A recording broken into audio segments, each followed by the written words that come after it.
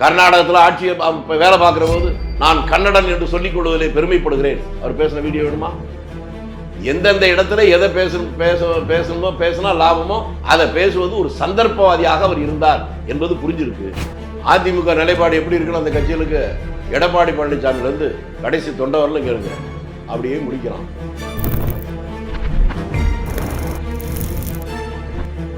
சீரழிந்து சின்னாபின்னப்பட்டு போன தமிழ்நாட்டு அரசு நிர்வாகத்தை சரி செய்வதற்கான நினைப்பும் முனைப்பும் அவரிடத்தில் இருக்கிறது என்பது தெரிகிறது. அதை பேசாமலே அதற்கான முயற்சியை இன்றைக்கு புதிதாக வந்திருக்கிற முதலமைச்சர் விஜய் செயலில் காட்டுகிறார் என்பதை எனக்கு புரிகிறது.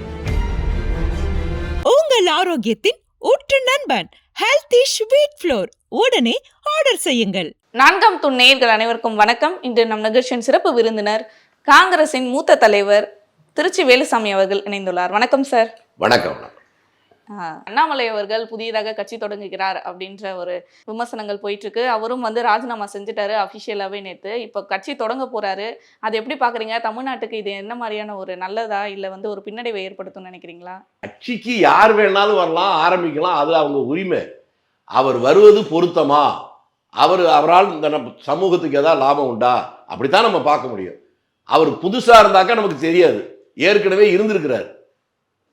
கர்நாடகத்தில் ஆட்சியை வேலை பார்க்கிற போது நான் கன்னடன் என்று சொல்லிக் கொள்வதிலே பெருமைப்படுகிறேன். அவர் பேசின வீடியோ வேணுமா? காவிரி பிரச்சனை என்று ஒன்று வந்தால் நான் கர்நாடகத்தின் பக்கம் தான் நிற்பேன், சாகும் வரை நான் கன்னடனாகவே வாழ்வேன். பேசின வீடியோ வேணுமா? எந்தெந்த இடத்துல எதை பேசணுமோ பேசினா லாபமோ அதை பேசுவது ஒரு சந்தர்ப்பவாதியாக அவர் இருந்தார் என்பது புரிஞ்சிருக்கு. புரிஞ்சவங்களுக்கெல்லாம் அவர் யாருன்னு தெரிஞ்சிச்சு, புரியலன்னா உங்களை மாதிரி தடுமாற வேண்டிய. ஒருவேளை புதிய கட்சி உதயமானால் யாரை எதிர்த்து இங்க தமிழ்நாட்டில் அரசியல் பண்ணுவார்? ஒருவேளை உங்களை எதிர்த்து கூட இருக்கலாம். ஏன்னா அவர் எந்தெந்த இடத்துல யாரை எதிர்ப்பாருன்னு தெரியாதுங்கிறதுக்காக சொல்றேன். அவர் பெங்களூர்ல வேலை பார்த்தா தமிழ்நாட்டை எதிர்ப்பாரு, தமிழ்நாட்டுக்கு வந்தா பெங்களூர் எதிர்ப்பாரு, டெல்லிக்கு போனா பஞ்சாப் எதிர்ப்பாரு. அவருக்குன்னு நான் என்னுடைய கருத்து இதுதான், ஏதாவது நிலையா என்ன சொல்லியிருக்காரு சொல்ற. ஒரு அரசியலுக்கு வர்றதுக்கு குறைந்தபட்ச அடிப்படை தகுதிகளை பார்க்கணும் மக்கள். அப்படி என்னுடைய ஹம்பிள் ரிக்வெஸ்ட். அவன் பெரிய தியாகியா தான் இருக்கணும்னு கூட நான் சொல்லலை. அவனுடைய எண்ணம் சரியானதா, அவன் வார்த்தையிலும் செயலிலும் உண்மை இருக்கிறதா, நேர்மை இருக்கிறதா, அதை பார்க்கணும். இவர்கிட்ட கடந்த காலத்தில் பேச்சில் உண்மையும் இல்லை, நடவடிக்கையில் நேர்மையும் இல்லை. அது தெரிஞ்சு போச்சு. இனிமே ஒரு கட்சி ஆரம்பிச்சா என்ன, ஆரம்பிக்கா என்ன? இப்ப திமுக அதிமுக என்ன நிலைப்பாடுல இருக்காங்க சார்? திமுக எதிர்கட்சியா இப்ப உதயநிதி அவர்கள் தொடர்ந்து ஆளும் கட்சியான விஜய் அவர்கள் மேல விமர்சனங்கள் வச்சுட்டு வர்றாரு. ஸ்டாலின் அவர்கள் நிலை என்ன அப்படின்றது இப்ப சில நாட்களா அவர்கள் ஆளு காணோம். அடுத்த அரசியல் ஐயோ, அப்ப ஏதோ பிரச்சனையா தெரியலையம்மா. எனக்கு ஆளு காணான்றீங்க, பாவம் எனக்கு நல்லா பழகுனவரு, என்ன மாதிரி கம்பேக் கொடுக்க போறாரு அப்படின்றது கேட்குறது. காணான்னு சொல்லிட்டேம்மா, எனக்கு கஷ்டமா இருக்குமா. காணாம போறதுக்கு 2 காரணம் தான் இருக்கணும். ஒன்று, அவர் ஏதோ நார்மலா இல்லை, அதனால அவங்க வீட்டில் இருக்கவங்க பொது இடத்துக்கு விடலைன்னு அர்த்தம். இல்லைன்னா உடல்நிலை சரியில்லைன்னு அர்த்தம். அப்பதானே காணாம இருக்க முடியும். இந்த 2ல எதுவாக இருந்தாலும் எனக்கு வருத்தமா இருக்கு. அவர் விரைவில் நல்ல நிலையில வரட்டும். கண்டிப்பாக சார். இப்ப அதிமுக நிலைப்பாடு எப்படி இருக்கு சார்? ஏன்னா ஏற்கனவே 3ஆம் இடத்துக்கு தள்ளப்பட்டு அவங்களுக்கே தெரியாம இருக்கு, நம்ம எப்படிமா போட சொல்ல முடியும்? அதிமுக நிலைப்பாடு எப்படி இருக்குன்னு அந்த கட்சிகளுக்கு எடப்பாடி பழனிசாமில இருந்து கடைசி தொண்டவரில் கேளுங்க, அப்படியே முடிக்கிறான். அவர்களுக்கே அவங்க நிலைப்பாடை பத்தி புரியலைங்கிற போது நம்ம என்ன நிலைப்பாடு சொல்றது? அதை புதுப்பிக்க ஏதாச்சும் ஒரு பண்ணணும், மீண்டும் அந்த உயிர் தெழுந்து. அது அவங்க தானமா முடிவு பண்ணணும். நம்ம முடிவு பண்ணி நம்ம சொல்றது, நம்ம என்ன அவங்க எஜமானா நம்ம சொல்றதெல்லாம் அவங்க கேட்கறதுக்கு? அவர்கள் தான் முடிவு பண்ணணும்.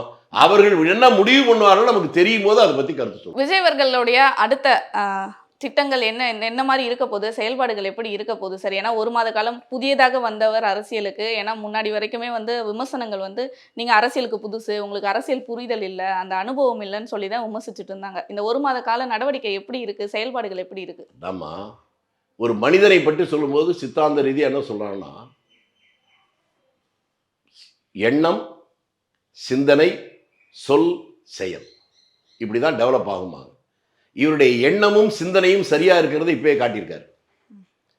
வந்த உடனே அவர் முதலா சொன்னதே, நான் எந்த காலத்திலும் இந்த பதவியை வைத்துக் கொண்டு ஊழல் செய்ய மாட்டேன், லஞ்சம் வாங்க மாட்டேன், என்னோடு இருக்கிறவர்களை அதை வாங்க அனுமதிக்க மாட்டேன், என் கட்சிக்காரர்களே அதை தவறை செய்தாலும் அவர்கள் மீது கடும் நடவடிக்கை எடுப்பேன், என் ஆட்சியில் அதிகாரத்தில் இருக்கிறவர்கள் இப்படி ஊழல் செய்கிறார்கள் என்று தெரிந்தால் அவர்கள் மீது கடும் நடவடிக்கை எடுப்பேன், இதுவரை யாரும் சொல்லாம ஒரு வித்தியாசமா சொல்றாருல்ல, அந்த நல்ல எண்ணத்துக்கு நாமும் பலம் சேர்ப்போம். செயல்பாடுகள்ல அதே மாதிரி வந்தோடனே அவங்க கட்சிக்காரங்க 2-3 இடத்துல தப்பு பண்ணாங்கன்னு தெரிஞ்ச உடனே கட்சியை விட்டு நீக்கிட்டாரே.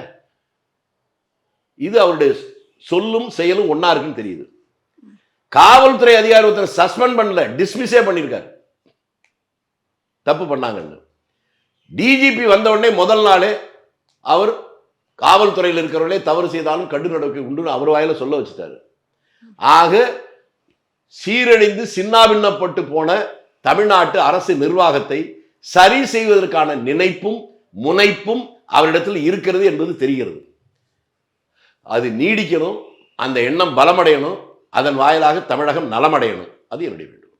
இப்போ தமிழ்நாட்டினுடைய நிதி நிலைமை எப்படி இருக்கு? இப்போ வெள்ளை அறிக்கையும் வந்து கூடிய விரைவில் விட போறதா சொல்லிட்டு இருக்காங்க. இந்த வெள்ளை அறிக்கை வந்தால் திமுகவுக்கு எந்த விதமான ஒரு பாதிப்பை ஏற்படுத்தும், எந்த அளவுக்கு ஒரு இம்பாக்டை கிரியேட் பண்ணும் சார் தமிழ்நாட்டில்? வார்த்தையிலே பதில் வந்துச்சேம்மா. வெள்ளை அறிக்கை வந்தால் திமுகவுக்கு எந்த அளவுக்கு பாதிப்பை ஏற்படுத்தும் சொன்ன பாருங்க, கரெக்டா சொல்லிருக்கேன். வெறும் 5 வருஷம், 5 வருஷத்துல இவங்க வாங்கி இருக்கிற கடன் 6 லட்சம் கோடி. ஏற்கனவே இருந்தது 4 லட்சம். இருந்த அவங்க பாணியில சொன்னா இந்த 75 வருஷமா தமிழ்நாடு அரசு வாங்கினது 4 லட்சம் கோடி கடன். காமராஜர் காலத்துல வாங்கல, அது வேற. இந்த 5 வருஷத்துல மட்டும் 6 லட்சம் கோடி கடன். இந்த 10 லட்சம் கோடிக்கு கடனுக்கு ஒரு வருஷத்துக்கு வட்டி எவ்வளவு தெரியுமா உங்களுக்கு? கிட்டத்தட்ட 90 லட்சம் கோடி வட்டி மட்டும் கட்டணும். தமிழ்நாட்டினுடைய வரவு செலவு என்ன? இதெல்லாம் ஆழமா யோசிக்க பார்த்தா மயக்கம் போட்டு விழுந்துருமா. இந்த நேரத்தில் விவரம் தெரிந்தவர்கள், நான் இப்ப விஜயை பார்த்து, விஜய் எனக்கு வேண்டிய, அவங்க அப்பா எனக்கு நண்பர், அதனால வேண்டிய பையன்தான், ஆனாலும் அவர் மேல எனக்கு அனுதாபம் தான் வருது. இப்படி ஒரு சோதனையான கட்டத்தில் வந்து மாட்டிருக்காரு. எப்படி கையாள இதை வச்சு சம்பாதிச்சவன் கொள்ளையடிச்சவன் நிம்மதியா போய் சேர்ந்துட்டான். ஒரு நெருக்கடியான கட்டத்தில் வந்திருக்கிறாரு. பொருளாதாரம் என்பது துடைத்தெறியப்பட்டிருக்கு.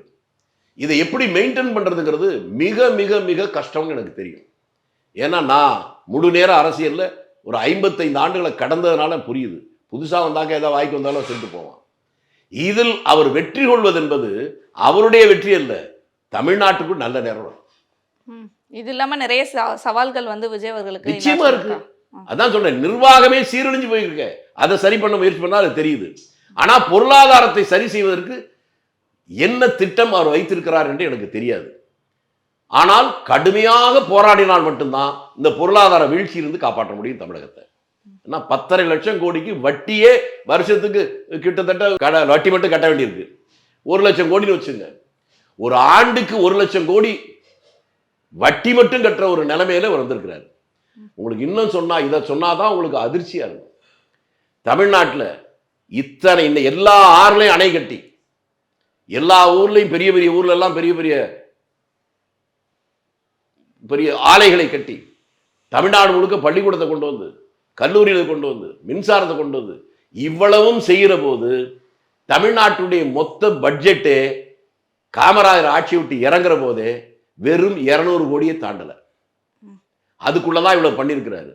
இப்ப கடனுக்கு வட்டி மட்டுமே 1 லட்சம் கோடி கட்டுற இடத்துல இருக்கிறாராக்க எவ்வளவு பெரிய சவால்னு கொஞ்சம் யோசிச்சு பார்த்தீங்கன்னா புரியும். ஏன்னா இதுல மத்திய அரசோட உதவியும் வந்து மாநில அரசுக்கு ரொம்பவே தேவையான ஒன்றா இருக்கு. மத்திய அரசுடன் அவரோட உறவு எப்படி இருக்கு சார் விஜய் அவர்களுக்கு? நீங்க இந்த கேள்விகள் புரிதல் இல்லாம இருக்குமா?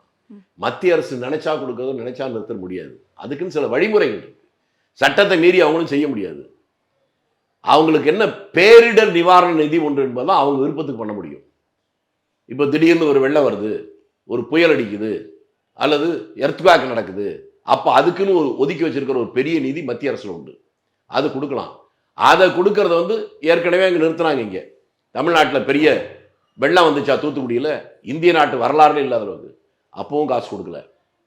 தமிழ்நாடு வரலாறுலேயே ஒரு மோசமான புயல் கஜா புயல், திருச்சி தஞ்சாவூர் மாவட்டமெல்லாம் தென்னை மரம் அவ்வளவும் காலி, அவருக்கும் பணம் கொடுக்கல.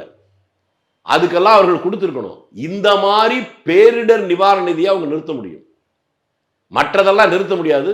அது சட்டத்தில் என்ன வழிவகை இருக்கோ அதான் செய்யணும். ஆனால் மத்திய மாநில அரசுகள், மத்தியில் எந்த ஆட்சி இருந்தாலும் சரி, மாநிலத்தில் எந்த ஆட்சி இருந்தாலும் கட்சி கொள்கைகளை வேறுபாடு இருக்கலாம், அந்த உறவில் உரசல் இல்லாமல் நட்போடு இருப்பது மாநிலத்தில் இருக்க மக்களுக்கு நல்லது. அதனால விஜய் அவர்கள் ரொம்பவே சிந்திச்சு கவனமாக செயல்படக்கூடிய ஒரு சூழ்நிலை வந்து ஏற்பட்டிருக்கு சொல்றீங்க. கவனம் செஞ்சுதான் ஆகணும், வேற வழி கிடையாது. ம். நீங்க இப்ப நான் கல்யாணம் பண்ணிட்டேன், எனக்கு பிடிக்குதோ பிடிக்கலையோ என் பொண்ணை ஒய்ஃபை பார்த்தோன்னே திரும்பிட்டான்னு சோறு கிடைக்காதுல்ல. எளிமையான உதாரணத்தை சொல்றேன். இந்த கல்யாணம் பண்ண கணவனும் மனைவி போல தான் மத்திய மாநில அரசுகள். மத்தியும் நானும் போராடுகிறேன்னு சொன்னா மூளை இல்லாமல் பேசுறான்னு அர்த்தம். இந்த உறவு இல்லாவிட்டாலும் உறவை பேணி காப்பது தான் விவரம் தெரிந்த ஒரு அரசியல்வாதி செய்வது.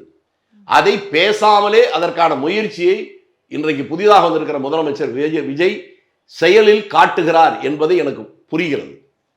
அவருடைய எண்ணம் நல்ல எண்ணம் தான், அது பலப்பட வேண்டும். அதன் வாயிலாக தமிழகம் நலமடைய வேண்டும். கண்டிப்பாக சார், தொடர்ந்து பேசுவோம் சார் பல நிகழ்வுகளை பற்றி. நன்றி, வணக்கம். iPlus TV, India's #1 QLED TV, crystal clear picture quality with 3-year replacement warranty, smart voice, smart entertainment.